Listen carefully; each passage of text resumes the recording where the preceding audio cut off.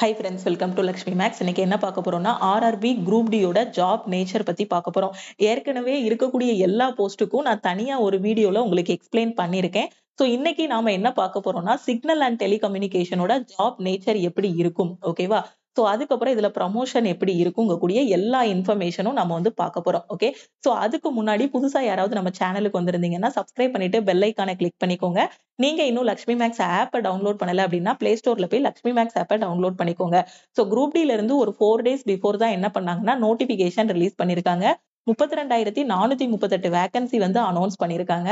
So இந்த exam pass பண்றதுக்கு, இந்த எக்ஸாம் அப்ளை பண்றதுக்கு நீங்க 10th பாஸ் பண்ணியிருந்தாலே இந்த எக்ஸாமுக்கு அப்ளை பண்ணலாம்.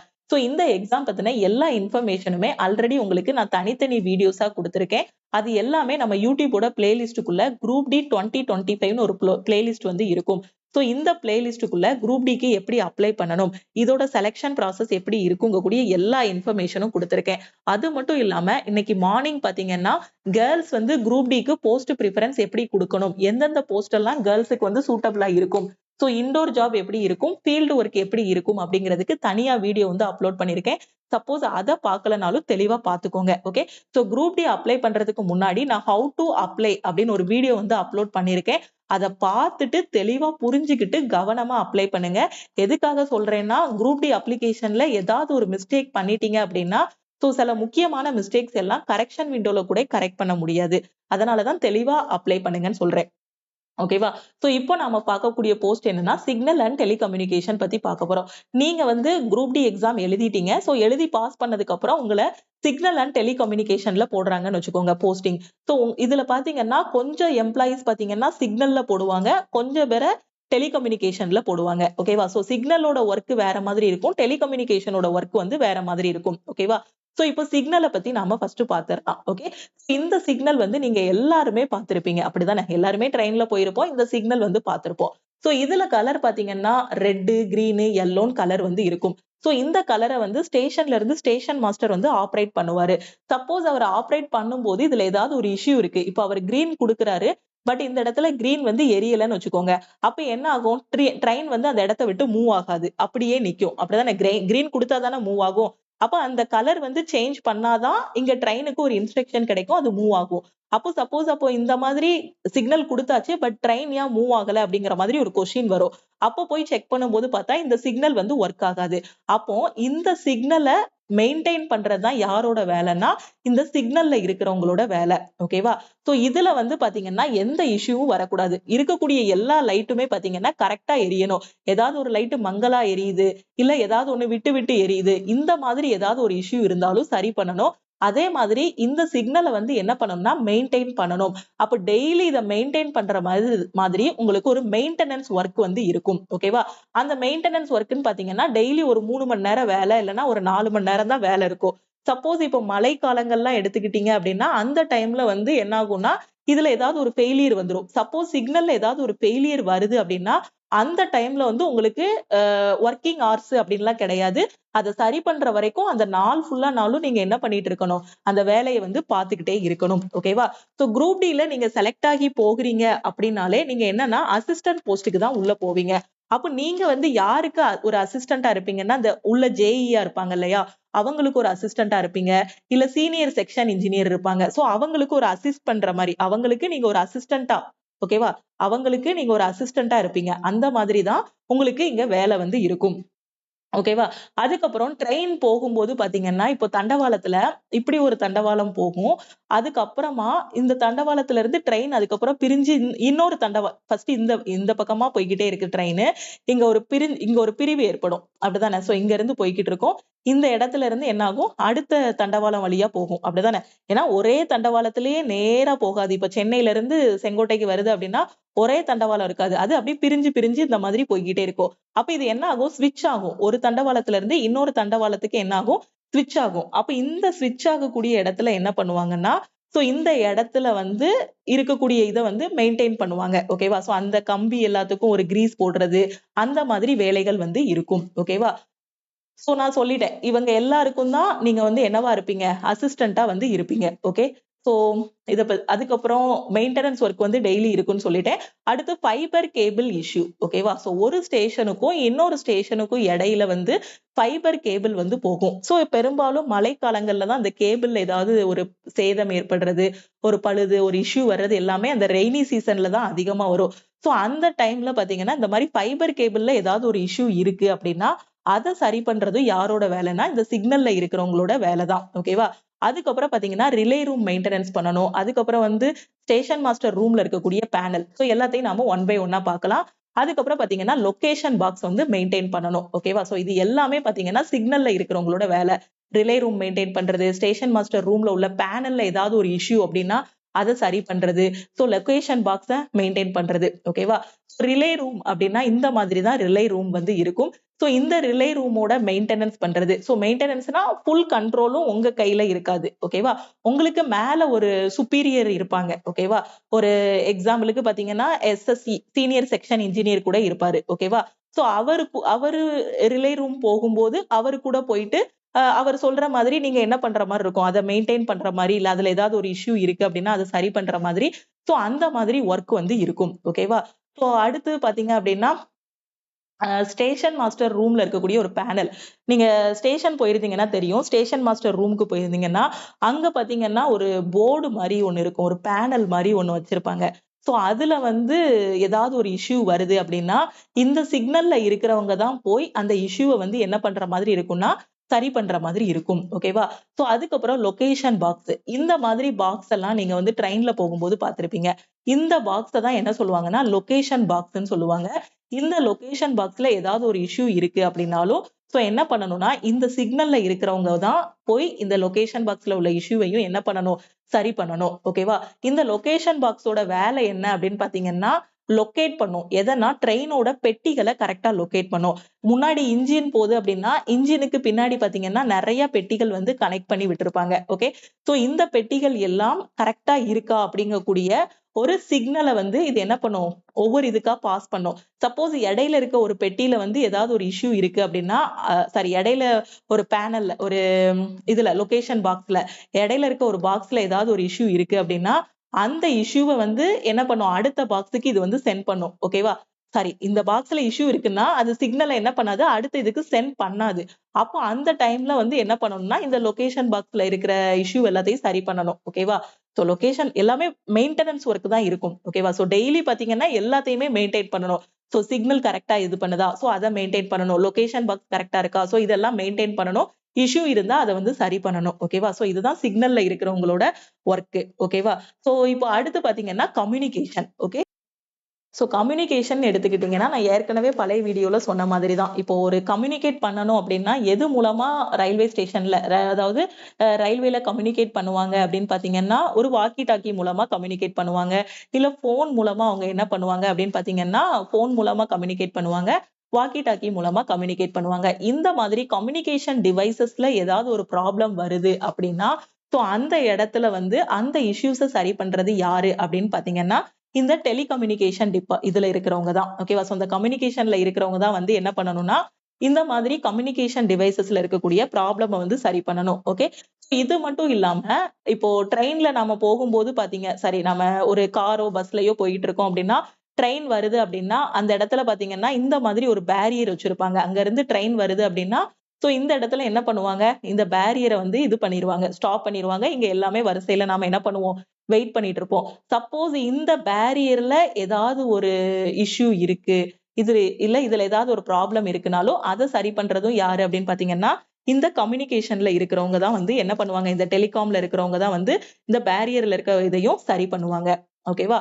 இதுதான் சிக்னல் அண்ட் டெலிகம்யூனிகேஷனோட ஒர்க். ஓகேவா? சோ இது போகையும் உள்ள போய் என்னென்ன ஜாப் எல்லாம் இருக்கு அப்படிங்கறத நீங்க டீடைலா பாப்பீங்க. ஓகே, சோ இப்போ நீங்க அப்ளை பண்றதுக்கு முன்னாடி எல்லா ஜாப் நேச்சரும் தெரிஞ்சுக்கிட்டீங்க அப்படின்னா ரொம்பவே சூப்பர். அதுக்காக தான் நான் உங்களுக்கு தனித்தனி வீடியோஸா எடுத்து அப்லோட் பண்ணிட்டு இருக்கேன். ஓகே, சோ இப்போ வந்து நீங்க சிக்னல் அண்ட் டெலிகம்யூனிகேஷன்ல இருக்கீங்க அப்படின்னா உங்களோட ப்ரமோஷன் வந்து எதுவரை இருக்கும் அப்படின்னு பாத்தீங்கன்னா ஒரு எஸ்என்டியா உள்ள போற நீங்க பாத்தீங்க அப்படின்னா செக்ஷன் இன்ஜினியர் வரைக்கும் உங்களுக்கு என்ன இருக்கும், ப்ரமோஷன் வந்து இருக்கும். ஓகேவா?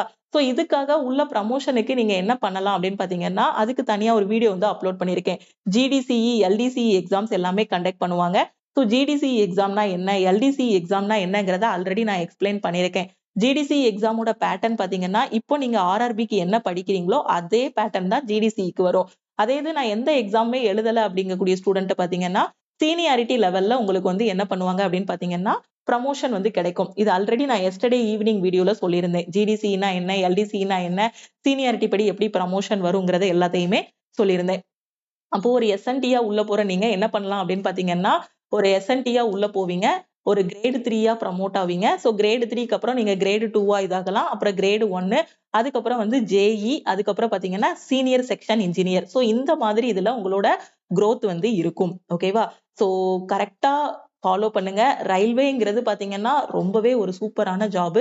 ஒரு லோ லெவல்ல நீங்க உள்ள போயிட்டீங்கனாலும், ஏன்னா இப்ப படிக்கிற ஸ்டூடெண்ட்ஸ் கிட்ட நான் சொல்லும் போது மேம் நான் ஃபர்ஸ்டே நான் ஸ்டேஷன் மாஸ்டர் தான் ஆகணும் அப்படின்னு படிக்கிறேன் அப்படிம்பீங்க.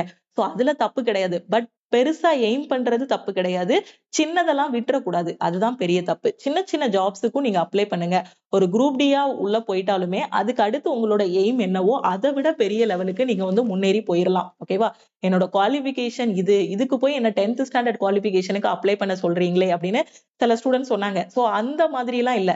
ஓகேவா? சோ லோ லெவலா உள்ள போயிட்டாலும் அடுத்து நீங்க எக்ஸாம்ஸ் எழுதி அடுத்தடுத்த கிரேடுக்கு வந்து என்ன பண்ணிக்கலாம், மூவ் ஆகி போய்க்கலாம். ஓகேவா?